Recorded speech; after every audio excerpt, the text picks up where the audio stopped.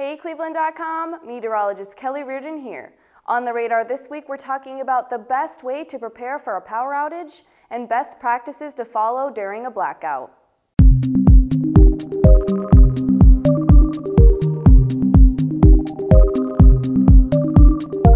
Power outages are all too common in Cleveland.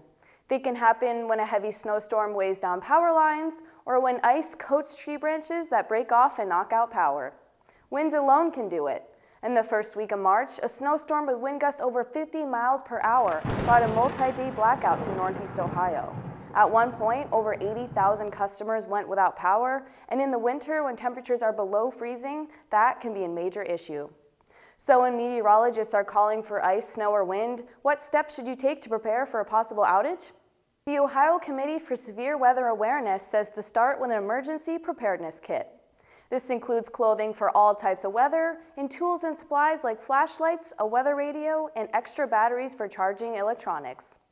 Ready-to-eat non-perishables and at least 1 gallon of water per person per day for at least 3 days are a necessity.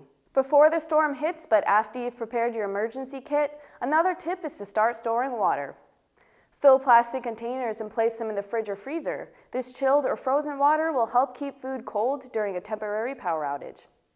It's also smart to keep a half tank of gas in your car because electricity is required to pump gas at a station.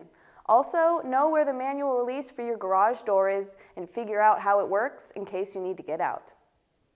During a blackout, it's important to keep refrigerator and freezer doors shut to keep food from spoiling as long as possible. Medications that require refrigeration can be safely stored in a closed refrigerator for several hours without a problem, but always make sure to check back with your pharmacist.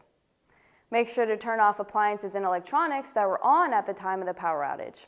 Power can return in surges and spikes that can damage computers, your washer and dryer, or furnace. If running a generator, make sure it is completely outside. A garage is not safe.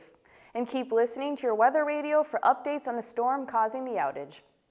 What is your go-to trick to prepare for a power outage? Tell us in the comments.